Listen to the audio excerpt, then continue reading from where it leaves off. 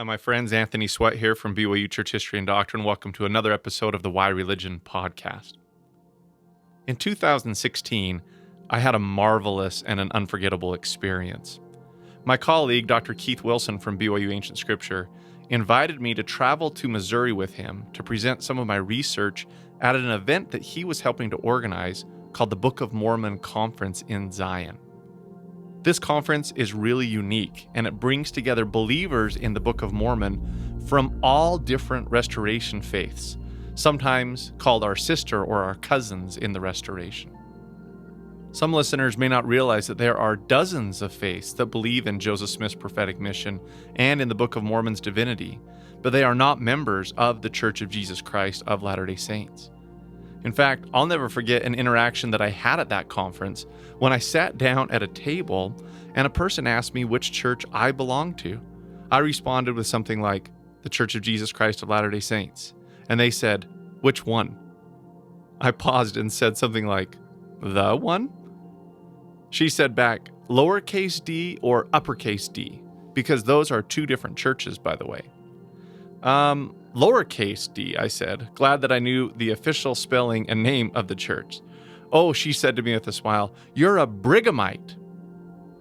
I laughed and said, I have never been called that in my life. She said, that's what we call the church that went west and followed Brigham. Sometimes we also call you mountain saints. And then she pointed to another man at the table and said, this man here, he's a Bickertonite. Or from those that followed Sidney Rigdon and his successor, William Bickerton. And that person over there, he's a Hedrickite. And then she said, and I'm a Josephite, or a follower of Joseph Smith III. Well, you can just imagine how delightful our lunch table conversation was that day, and in fact, the whole conference was. Of the current roughly 17 million plus people who believe in the Restoration, our faith, the Church of Jesus Christ of Latter-day Saints, lowercase d hyphen, is by far the largest numerically, with around 16.8 million members as reported in 2022. But the next largest are the Josephites, or the Community of Christ, formerly known as the RLDS Church, the followers of Joseph Smith III, Joseph Smith's oldest son, who became president of the Reorganized Church, comprised of many of those who did not follow Brigham Young westward. Different membership reports put the Community of Christ membership around 250,000 worldwide. Well, Dr. Keith Wilson from BYU Religious Education has worked closely with and studied aspects of restoration churches as part of his interfaith work, including work with the Community of Christ. He recently co-authored a fascinating article with one of the apostles of the Community of Christ about similarities and differences between how the Community of Christ and the Church of Jesus Christ of Latter-day Saints view the 1820 first vision of Joseph Smith. Here's Keith Wilson. With the Community of Christ, they were very parallel to our emphasis on the first vision, right up until a mid-century point, 1950.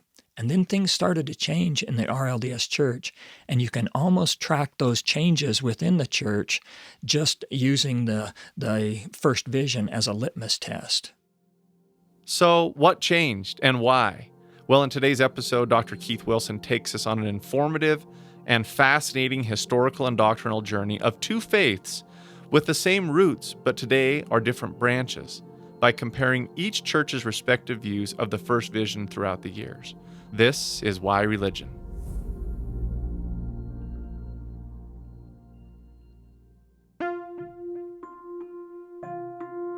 Each year, religion professors at Brigham Young University produce hundreds of publications on subjects related to the Church of Jesus Christ of Latter-day Saints. This podcast brings this research into one place to enlighten the everyday seeker of truth. Seek learning, even by study and also by faith. Interviewing the author, we discuss why the study was done, why it matters, and why the professor chooses to be both a scholar and a disciple. This is Why Religion. Research to enlighten your mind.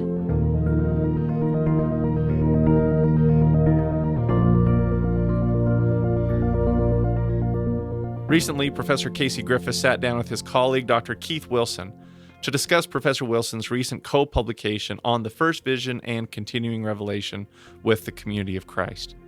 In part 1, Brother Wilson will discuss why he did this research and what the main findings were, giving us a brief background of the community of Christ, or the RLDS faith, and his research on the use and the views of the first vision in both their faith and ours. In part 2, he will talk about why this matters by discussing ways this research can inform and be applied to members of the Church of Jesus Christ of Latter-day Saints. And in part 3, as usual, he will share some of his personal whys about why he became a religious educator and why he believes in the restored gospel of Jesus Christ. And here, I must mention to all the listeners, this interview is a little bittersweet for us here at BYU Religious Education because Dr. Keith Wilson is retiring this year after over 40 years of teaching in BYU Religious Education. He has been and is a dear friend and will be missed by all of us. So I hope you enjoy this farewell interview by Casey Griffiths with Dr. Keith Wilson. Keith, thank you for being here with us today. It's a pleasure to talk about a chapter you've written. This book is pretty remarkable. A number of our faculty have been working on an interfaith dialogue project for years and years with Community of Christ, our sister church, formerly known as the Reorganized Church of Jesus Christ of Latter-day Saints, and dialoguing with them back and forth. And your chapter in this book is called The First Vision and Continuing Revelation.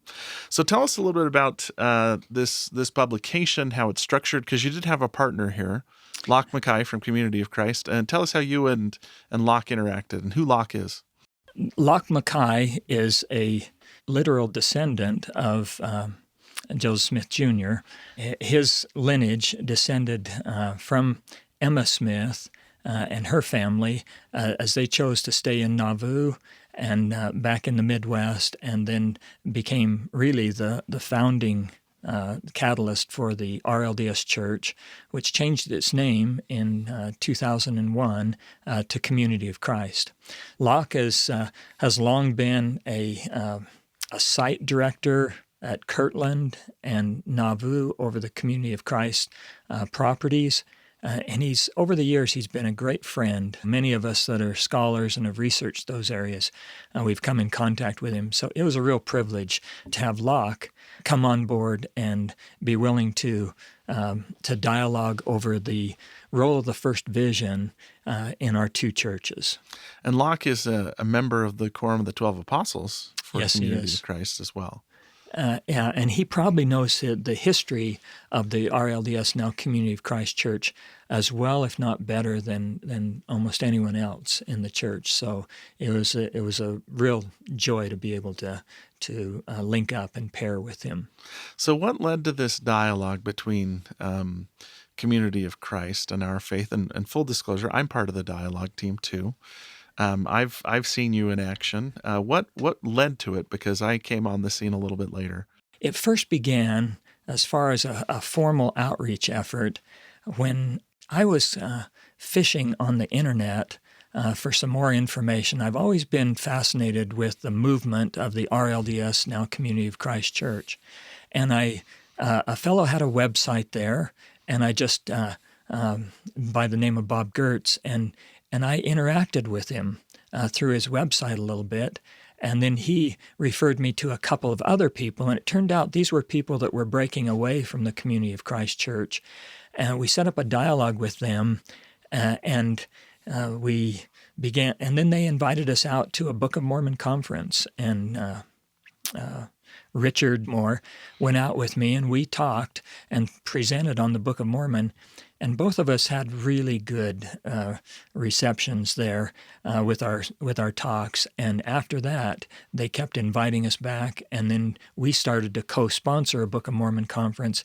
And then we brought some of the Community of Christ people into the Book of Mormon conference.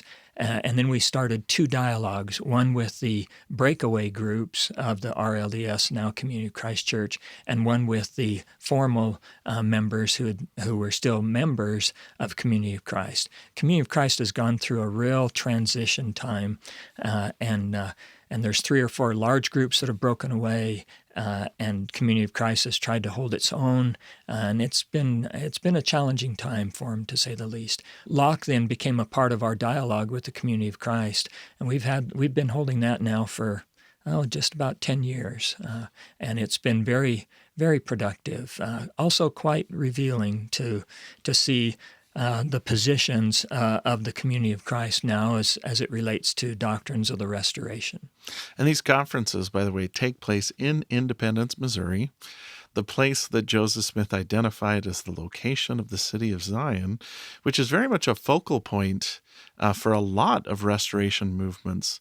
Can you talk about what it's like to visit Independence and see all those different churches that believe in the Book of Mormon? Because this conference isn't just for Latter-day Saints, it's for anybody that believes in the Book of Mormon, correct? So true. In fact, we'll have on a given weekend, Friday, Saturday, when we conduct these annual conference sessions, we'll have 600 to 700 people, and a good 500 of those that come will not be LDS. They'll be RLDS, Community of Christ, and some of the other groups that you mentioned. It's delightful to be back there and to hold these conferences, because our main goal is not to promote the Church of Jesus Christ of Latter-day Saints. Our main goal is to promote the Book of Mormon. We just believe that retaining a belief in the authenticity, the divine hand in bringing forth the Book of Mormon will help people in any walk of life. It's a delight, too, to work with them, because they feel so invigorated when they feel the depth of our scholarship and our testimonies and the vibrancy of the church, where their different faiths are really struggling as they split up into different groups and the likes. One of my friends back there, a fellow by the name of McKay, he jokingly looks at me and says, referencing David O. McKay, said, "Well, at least I got the right last name for you guys." But he looks at me, and every time we meet back there, sometimes 2 and 3 times a year, he'll say, "Brother Keith, so nice to welcome you back to Zion." It's just a nice little focal point for all these restoration movements. And like you said, the Book of Mormon is something that connects all of us. Even if we're members of different churches, everybody believes in the Book of Mormon that attends these meetings and seems to be edified. Yeah, so true. Now this book talks about another pillar of Latter-day Saint belief, which is the first vision. So the structure of the book is that someone from each church was chosen to basically represent their view on a particular topic: first vision, scripture, apostasy, and restoration are some of the chapters. And yours was on the first vision. And you mentioned that Community of Christ, the RLDS church, has gone through a transformation in the last few years. Can you give us a quick summary of that transformation? Well, this has almost become a lifetime study for me. I've been so fascinated with the movement in this branch of the Restoration. It's open that this is the second largest branch of the Restoration. We know that, and so to see the movement has been just very intriguing for me. What I've come to realize is that a lot of good people stayed back in the Midwest and did not follow Brigham Young. And for the most part, they tracked our doctrinal development as a church, or as a restoration church, if I can call ourselves that, and they stayed quite parallel to that. For instance, with the Community of Christ, they were very parallel to our emphasis on the first vision, right up until a mid-century point, 1950. And then things started to change in the RLDS church, and you can almost track those changes within the church just using the first vision as a litmus test or as a case in point. And so it's just, to me, it's just fascinating to see when those changes begin, to see them charted right there in front of you, and to realize that behind the scenes there are seismic shifts going on in their faith as they relate less and less to what we would call the really important restoration events. And as a fellow member of the dialogue team, I think I'm safe to say that our community of Christ friends are fairly open about this transformation that happened. They don't see it as a big issue that the church changed a lot of its beliefs regarding its founding and the importance of the founding and things like the first vision. Is that correct to say? Very much so. What we would call core doctrines, they believe it was time for them to change so that they could take their place in the mainstay or in the mainstream of Christianity. They've been willing to rethink or reevaluate restoration principles that we still hold very firm to. It's been fascinating to see that process. If I were to chart it, just so that our listeners can kind of follow this, in the early days of the church, the first vision is not mentioned in the first 2 decades, hardly at all. Mm-hmm. If you start with 1820, it's really all about the Book of Mormon. When we chart the first vision versions from journal entries that we've now discovered in church archives, only discovered about the last 50, 60 years, the original day journal of Joseph Smith was discovered, and his first account of the first vision shows up there. He wrote it with his own hand, and it's a shorter version, and it's beautiful, but it's not entirely consistent with the other versions. It very much focuses on his standing before God. Then there are 2 other times when he recites the first vision to scribes, and then there's a third and a fourth time, okay, and those are the ones that we know more about. And the third one is the one that's canonized in our scriptures. But a person in Nauvoo would not even have been aware of those in 1840. And so it's not until 1880 when our version of the first vision, the 1838 account, is canonized. As part of the Pearl of Great Price. That's right. These other versions were in very limited copies, just in somebody's box of journals and things, and they weren't circulated.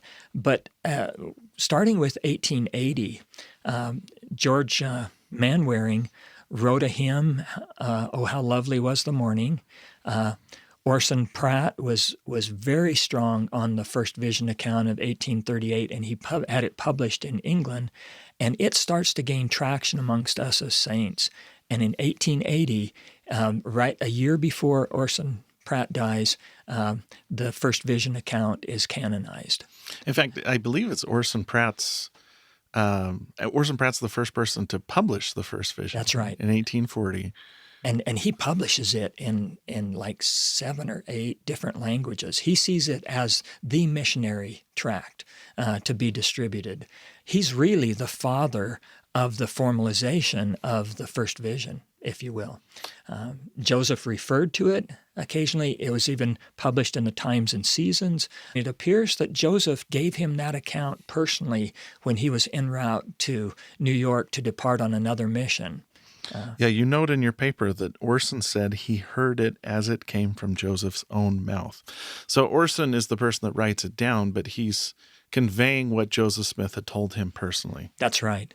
And this version then becomes our formalized version. The RLDS, who's running parallel, their church was reorganized in 1860 when Joseph Smith III was appointed their prophet. They ran parallel with ours, and so as we canonized this 1838 version, and as it was much better known than or circulated even than the Times and Seasons 1842 account, they also utilized this account. Almost all their references, if you do a search of the equivalent of their Liahona magazine, the Saints Herald, it's always the 1838 account. And so they then paralleled our respect and emphasis on the first vision and the 1838 account right through the turn of the century into the early 1900s. And by the time you get to 1920, there's a huge celebration in their faith as well as ours, because that's the first centennial celebration of the first vision. And that continues on. It stays real strong. In the article, I even have a chart there, and it just continues to climb and get more and more hits and emphasis until 1950. That's when it peaks.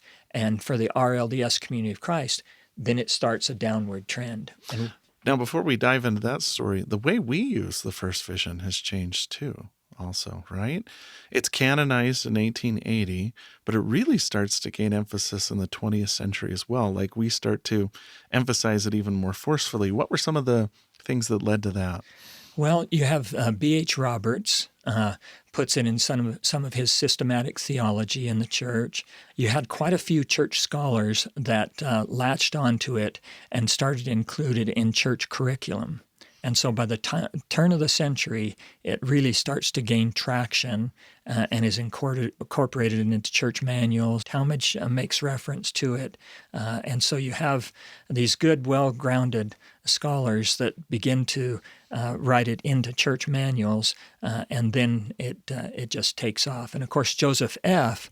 was really strong on it because it's his ancestor. He's the cousin lineage to Joseph Smith, the founder. And so he also emphasizes it heavily. And then with 1920, there's just the pageant. There was a pageant almost in every church. There were choirs. There were primary programs. The centennial of the first vision. That's when you see the first huge spike in terms of when you follow it within church reference materials. It just takes off in 1920. So when you've charted the number of references to the first vision, it seems like both churches are fairly parallel until 1950, and that's when they start to diverge in how they use the first vision. Tell us how they start to diverge and why. Yeah, that's fascinating. Our church leadership continues to just really push the first vision. J. Reuben Clark, he says every seminary teacher isn't worth a grain of salt if they don't testify of Jesus Christ and teach the first vision. Okay, and he's paralleled in the RLDS Church with the second brother that follows Joseph Smith III, and that's Israel Smith. And Israel was also real strong on the first vision. However, it's during Israel's administration that he begins to reach out more. I think he felt like their church leadership was a little too narrow and just drawing upon a certain pool of people. And he reaches out to secondary leaders that have kind of been entered the church leadership pool through what they call the appointment system. And a couple of those leaders in particular are young fellows. One was a convert, Charles Neff, and the other was raised in an RLDS family, but his family put him out to kind of a boarding school situation during his high school years because they lived out in the wilds of Wyoming and they wanted him to have a good education. So they put him in the town that had a high school, and the only place that they could have him stay was with a Presbyterian minister. The Presbyterian minister was a very dynamic person that was just good through and through, and he actually converted him more to Presbyterianism than to the Restoration. And so the man's name was Clifford Cole, and he became actually in his tenure the president of the Quorum of the 12, and he served for a long number of years, and he was a very intelligent person, and he also had quiet leadership skills. And so this cadre of leaders comes into the church. The church leadership goes from Israel, who was a brother, okay, that was lateral from Joseph Smith III. Israel was another brother, but then a half-brother, W. Wallace Smith, comes in after Israel was killed in an automobile wreck, and he has had no preparation for leadership. He was a hardware salesman out in Portland, and then he was called back in, and within 2 years, he's placed into the Quorum of 12, and then within 6 or 8 years, he's the president of the church with their lineal succession. So how these two individuals, how do they start to affect the way a Community of Christ emphasizes the first vision and uses it? They pulled back. They wanted to pull back from the Restoration. Especially Clifford Cole has journal entries where he said, "I didn't care if if the RLDS church was the only true church, or if the Presbyterian church was the only true church. What I knew is that there was goodness in the RLDS church. And for me, it was as true as any other church. And so the only true church did not matter to me. And the first vision's obviously a flashpoint for this discussion, because It says, part of the first vision is none of the churches are true. right, join no other churches. Right. So that ran right against what he'd experienced in his own life with this Presbyterian minister and the church that he attended there during high school. And so he came back to the church, but he'd really left the restoration in his heart.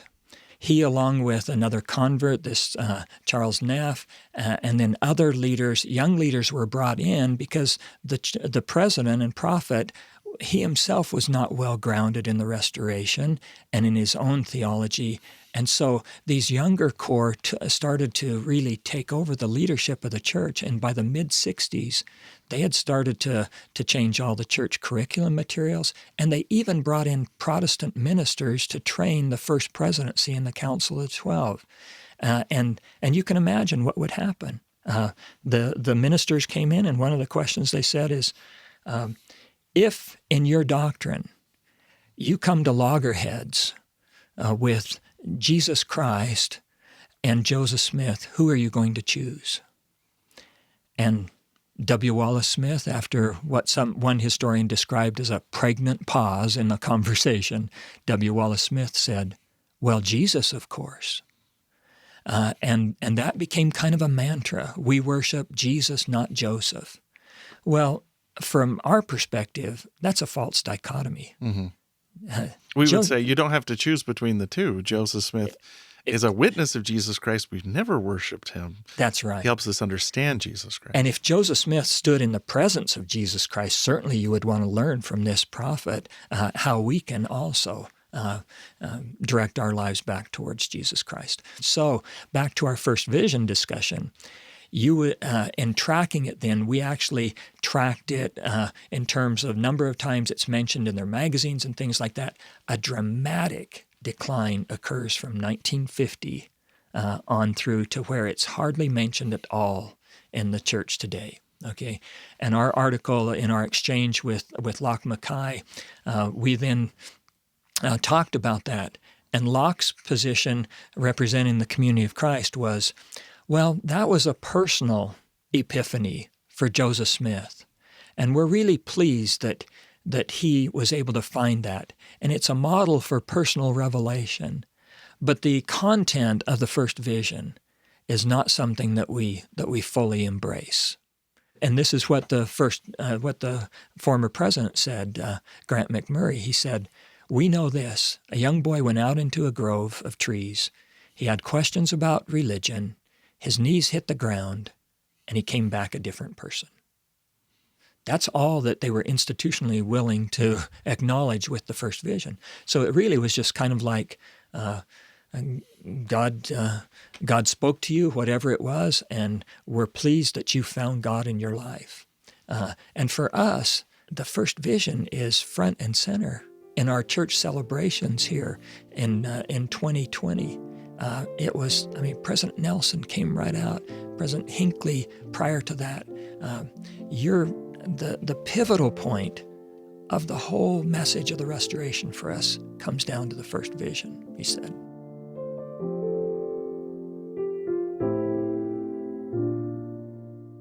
Since listeners of Why Religion are interested in high-quality gospel scholarship, I want to take this brief commercial break to highlight BYU Religious Education's YouTube channel and to encourage all of you listeners to subscribe to and follow it. It is a wonderful resource of faithfully researched messages produced under the direction of BYU Religious Education, and it has a wide variety of videos available. For example, right now you can watch all of the recent 2022 BYU Easter Conference messages, the March 2022 Church History Symposium messages on Latter-day Saints and Religious Liberty, the February 2022 Perspective Missionary Devotional, messages from the Student Symposium, the annual Sperry Symposium, new roundtable discussions with BYU faculty on the Book of Mormon and the Doctrine and Covenants and church history, and many, many more. Just jump onto YouTube and type in BYU Religious Education to see all of these videos and subscribe to the channel to be alerted to new videos that are released by BYU Religious Education. We've been listening to Professor Keith Wilson talk about his recent publication on the first vision and its use by Latter-day Saints and the community of Christ. In part 2 of Our Religion, we'd like to get a little bit more into specific applications related to this publication for the everyday saint. How can it help us in living, learning, and loving the restored gospel? Well, we pick up here with Dr. Wilson discussing some of the differences in doctrinal views of the first vision between the two faiths, and what Joseph Smith and his first vision mean to Latter-day Saints and why. So let's talk about maybe application to church members here. In Community of Christ, the first vision shifted a little bit to be about this young man experiencing some kind of experience with God. For us, it's very much a doctrinal pillar as well. What are some of the doctrinal things that we learned from the first vision? Yeah, and let me carry not to slight the community of Christ and their countenance towards the first vision in terms of still feeling like it's significant. In our exchange here in this article, Locke pointed out that it's a model for revelation, and that each church member needs to have revelation, and in order to find God. But for us, this is institutional revelation.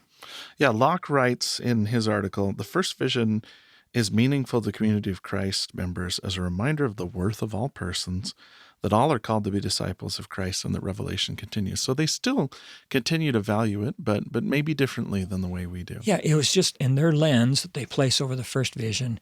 It is for each member of the church to also know that they can find God, mm-hmm. and that is a beautiful message. Okay, but for us, the substantive content of the first vision means worlds to us. For instance, how do we see it differently? Well, we take very literally the fact that Satan's real, and that he will try to thwart God's work here, sometimes to the point of being overt, like it was there. We take very literally the construction of the Father and the Son as separate beings, and the Father introduces the Son. We take very literally the fact that the Father called Joseph by name. Now, Community of Christ would go with us on that one here, see, because it's a personal epiphany that God is aware of you. Mm-hmm. But then what follows him calling him by name is he says, join none of the other churches, for they draw near to me with their lips, but their hearts are far from me. And he quotes the Isaiah prophecy. And so we take that very directly. We don't say, oh, personal epiphany, we too can approach God. But we see it as the beginning of the restoration and a prophet, God establishing a prophet here upon the earth.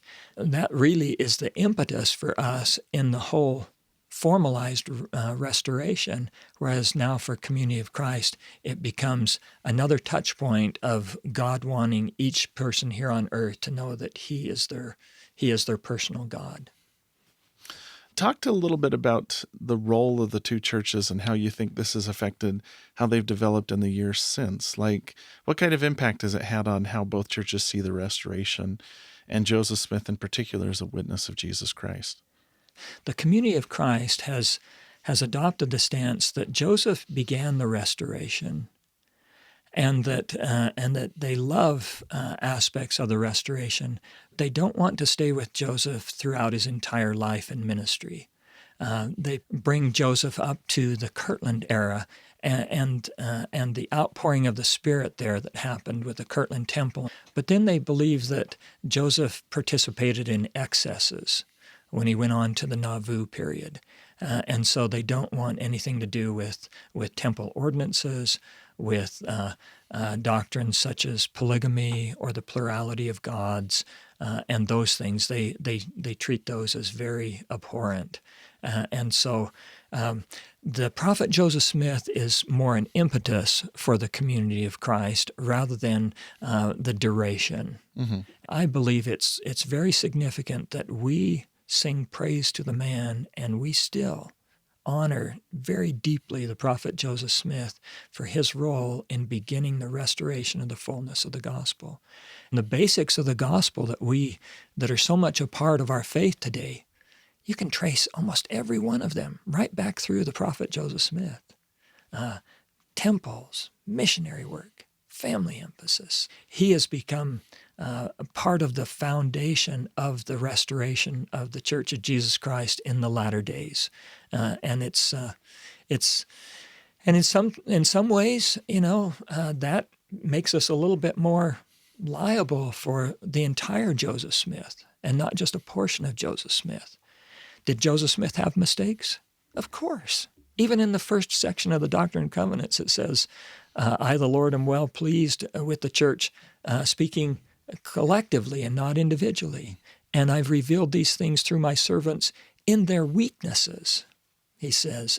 It's a curious position. We hold Joseph Smith up as the prophet of the restoration, but we also have to make sure and bring him back down to our level as an individual that still can make mistakes. And history shows that there were some mistakes in Joseph's tenure.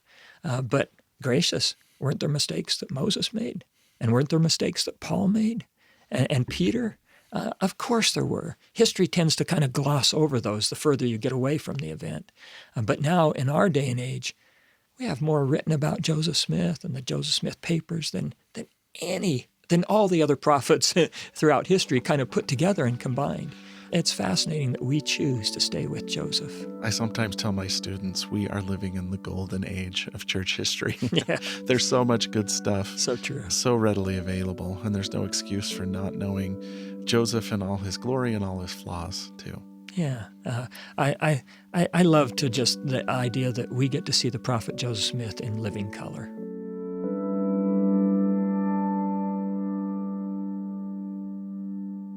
If you're interested in reading Professor Wilson's book chapter on the first vision and continuing revelation, we've provided a link to it on our podcast's website, yreligion.byu.edu. That's the letter yreligion.byu.edu. There, we've also provided a link to a BYU Library lecture series where Dr. Wilson presented this research, where you can watch that presentation. And if you're loving what you're hearing from Why Religion, we're delighted when you help spread the influence of the work of BYU Religious Education faculty, when you leave us a great rating or share and recommend this podcast with friends and family who may not know about it, but who you know would love it. We're grateful to all of you Why Religion fans when you do so.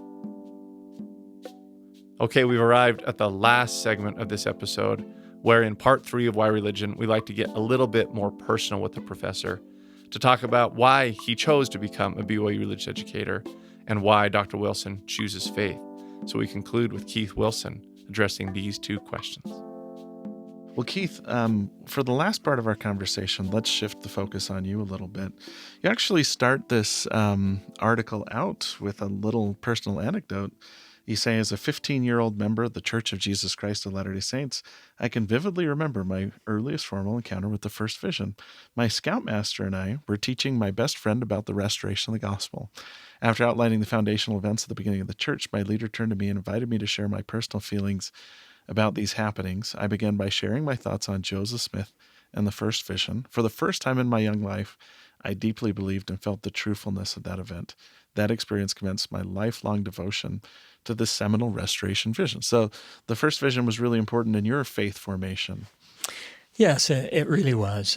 It was just, it became a part of who I was. My mother was a great missionary. She'd never served a mission, but she latched onto it. She was the only active member of her family for a while, a big farm family down there in Panguitch, Utah.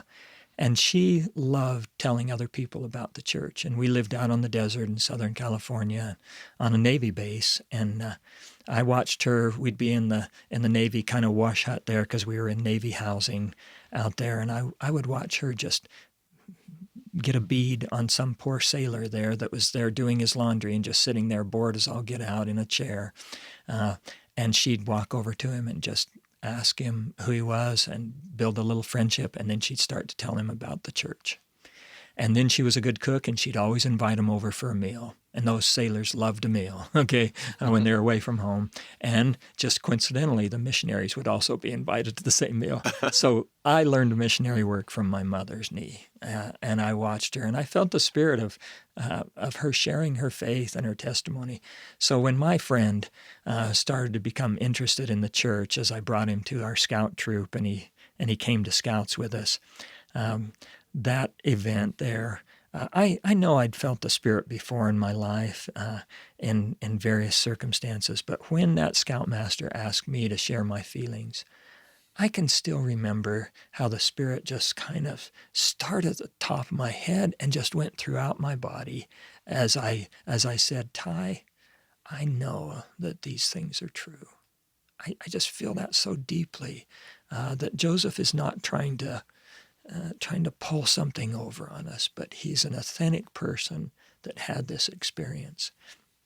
And that kind of cemented, or at least it was the start of me learning a whole lot more about Joseph Smith, and then serving a mission in Austria, over in Central Europe, and bearing that same testimony, and then coming back and finding that I loved teaching the gospel so much that I'd wait my turn, and I received a full-time faculty appointment here at BYU.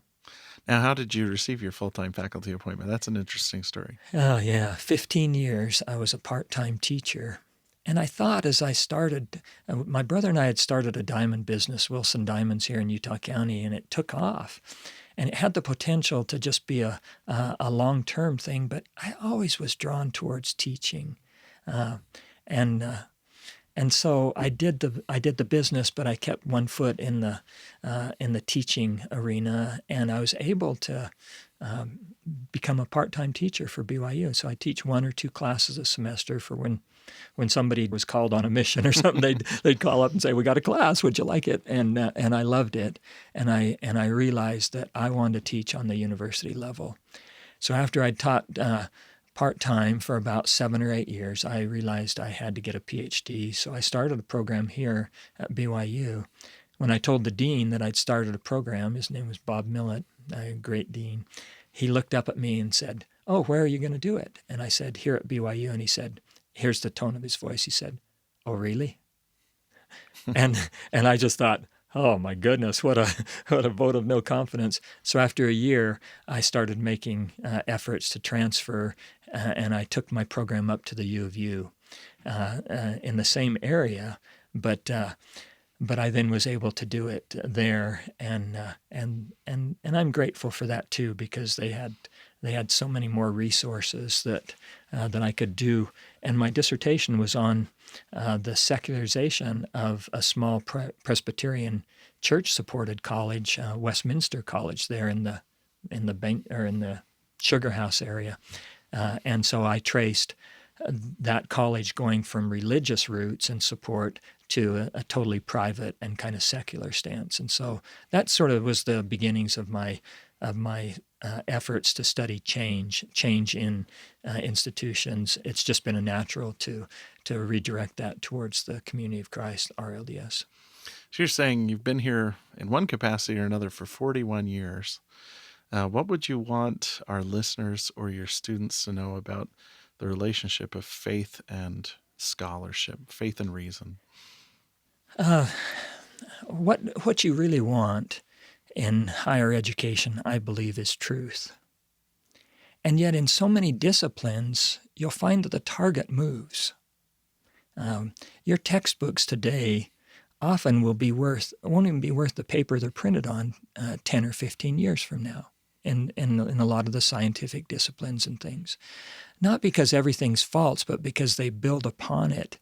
And for me, going into religious education, there's plenty of change in religious worship and religious practice, but the fundamentals do not change.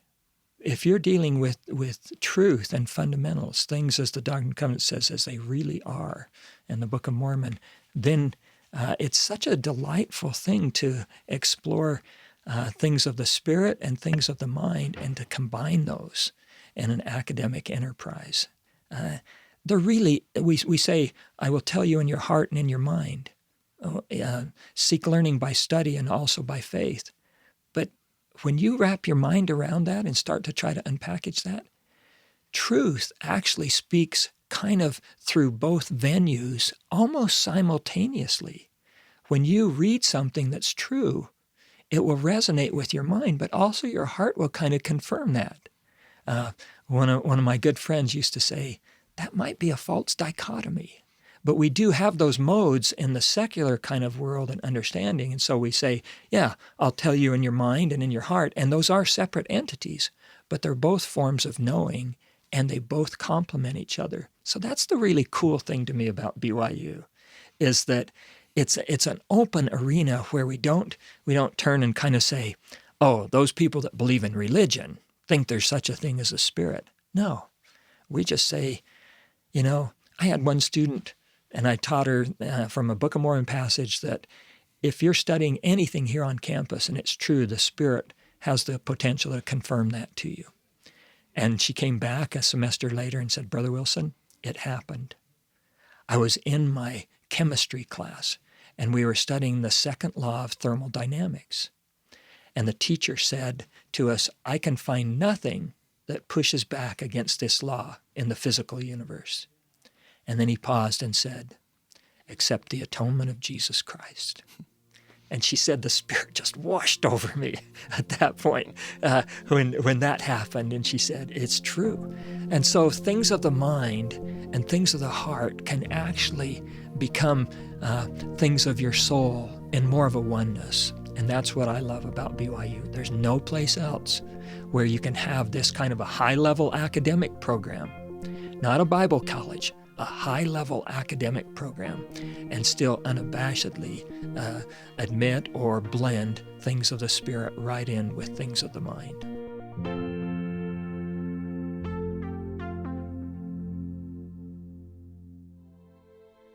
Thank you for listening to Why Religion. This podcast is a production of religious education at Brigham Young University in Provo, Utah. My name is Anthony Sweat, the host and producer. The Why Religion podcast team also includes from BYU Religious Education Professors Brad Wilcox, Casey Griffiths, Ryan Sharp, and Hank Smith. Recording, mixing, and original music was done by BYU student Mitchell Bashford. Say hi, Mitchell. Hey, guys. Original music and scoring for Why Religion podcast was also created by the fabulous BYU student musicians Grant Cagle, Sam Clausen, Colette Jones, and Alistair Scheuermann. If you enjoy what you've heard, please like and subscribe to Why Religion on wherever you get your podcasts and leave us a rating. It really helps. And join us next time as we continue to bring the everyday Latter-day Saint fascinating gospel studies done by Brigham Young University religion professors to enlighten your mind and strengthen your faith.